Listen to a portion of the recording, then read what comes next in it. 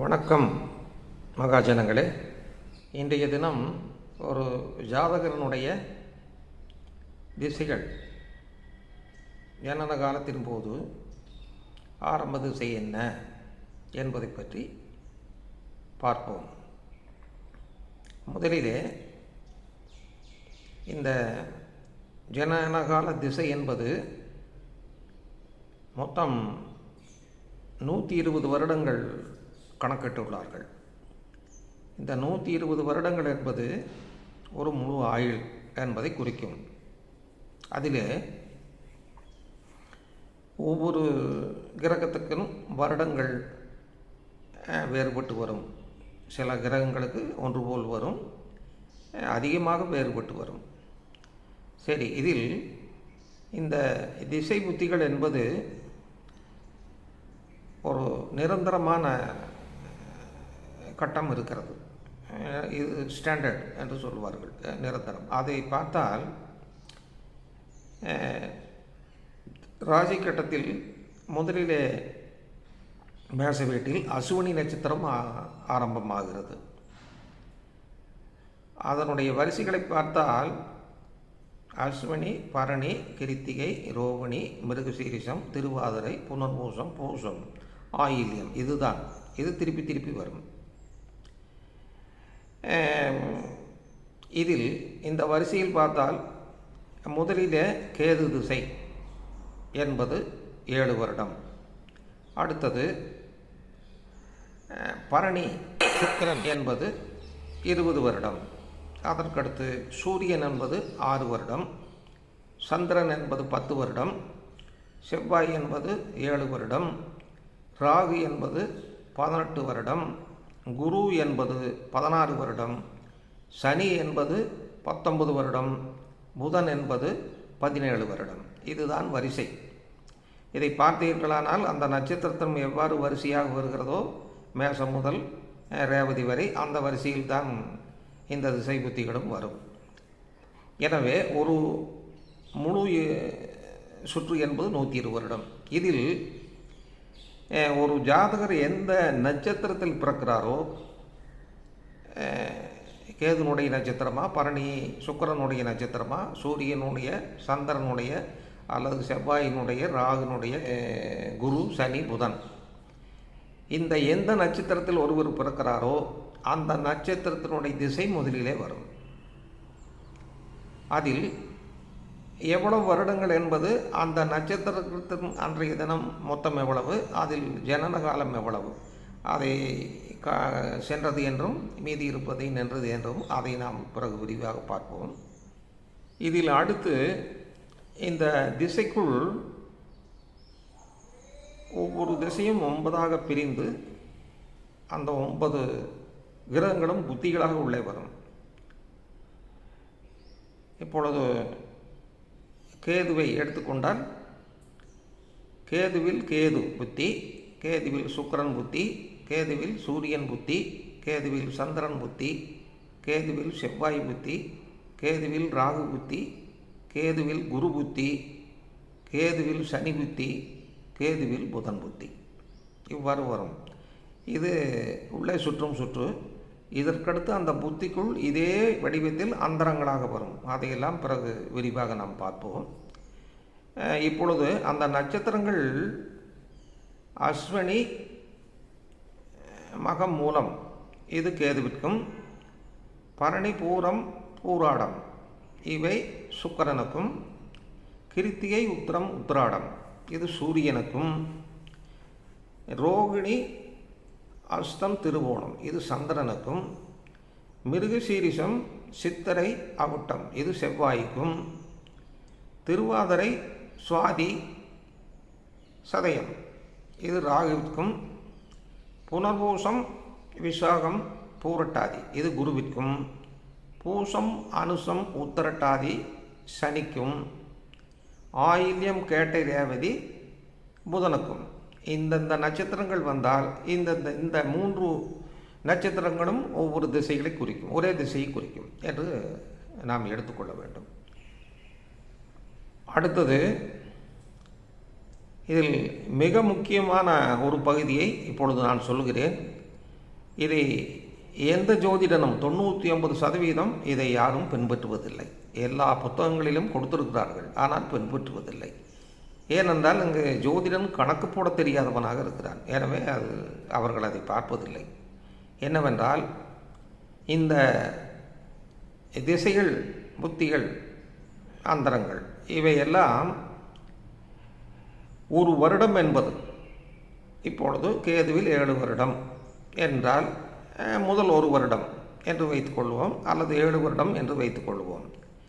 இதற்கு விம்சோத்ரி திசை புத்தி என்று பெயர், விம்சோத்ரி என்று பெயர் கொடுத்திருக்கிறார்கள்.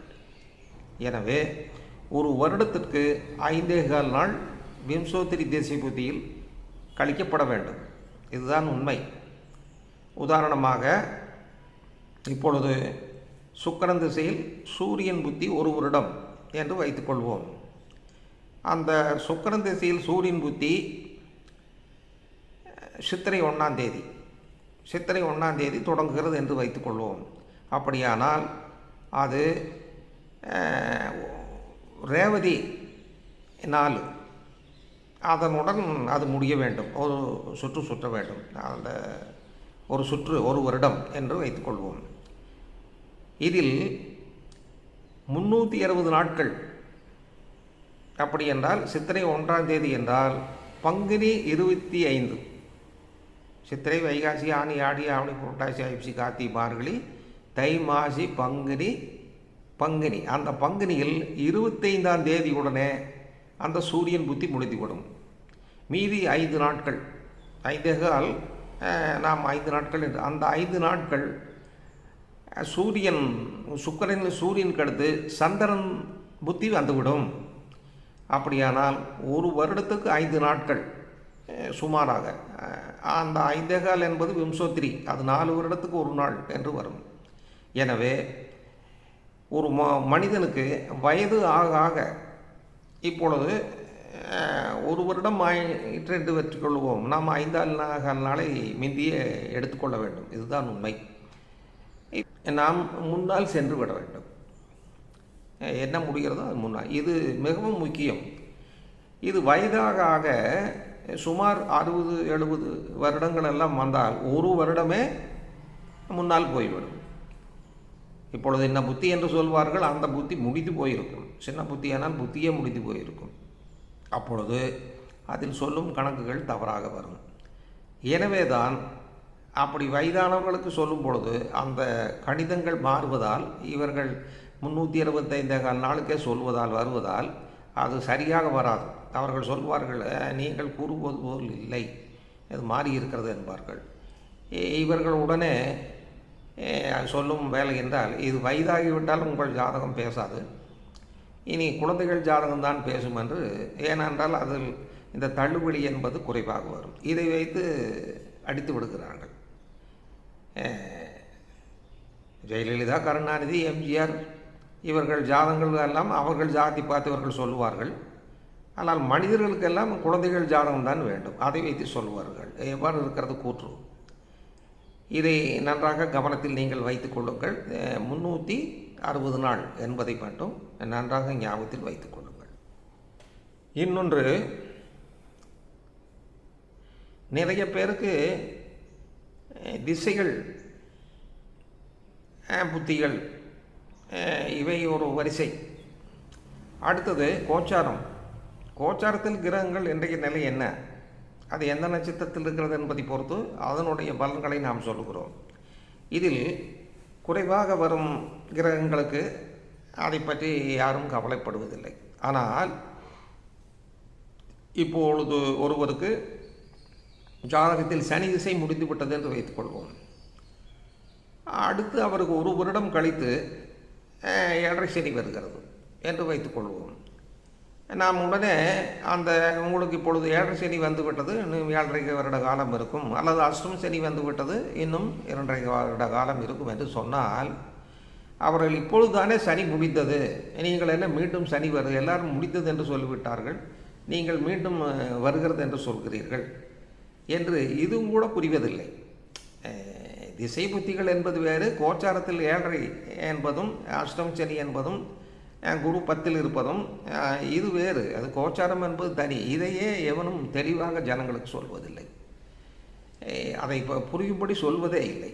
இந்த அளவுக்கு அதை தெரியாமல் இருக்கிறார்கள். எனவே முதலில் திசை புத்திகள் வேறு, இந்த கோச்சாரத்தில் கிரகங்கள் இருப்பது வேறு. இந்த கோச்சாரத்தில் டிவியில் மற்ற இதில் எல்லாம் இதையவே திருப்பி திருப்பி சொல்லி ஜனங்களுக்கு அந்த ராசி ஒன்றை வைத்து கொண்டே சந்திரனுக்காக கிரகங்கள் இருக்கிறீர்கள் சொல்லி சொல்லி அதையவே தன்னுடைய முழு நிலை என்று எடுத்துக்கொள்கிறார்கள். எனவே இது வேறு அது வேறு. கோச்சாரம் என்பது வேறு, திசை புத்திகள் ஒரு ஜாதகத்துக்கு நடப்பது என்பது வேறு. அது நான் ஏற்கனவே குறிப்பிட்டிருக்கிறேன். நம் ஜாதகம் என்பது லக்கணத்துக்காக நாம் கணிப்பது நம் ஜாதகம், சந்திரனுக்காக கணிப்பது நம்மை ஆடும் கிரகங்களின் ஜாதகம். இதை முதலில் தெளிவாக தெரிந்து கொள்ள வேண்டும். சரி, அடுத்தது எவ்வாறு இந்த திசை புத்திகளை கணிப்பது என்பது அடுத்து வரும் வீடியோக்களில் தெளிவாக பார்க்கலாம். இதை ஒரு முறைக்கு இருமுறை நீங்கள் நன்றாக கவனத்தில் வைத்து கொள்ளும்படி, புரியவில்லை என்றால் ஒரு முறை இருமுறை பார்த்தால் புரிந்துவிடும். ஞாபகத்தில் வைத்துக் கொள்வது சில யுக்திகளை வைத்து நீங்கள் ஞாபகத்தில் வைத்துக் கொள்ளுங்கள். நன்றி. மீண்டும் சந்திப்போம். வணக்கம்.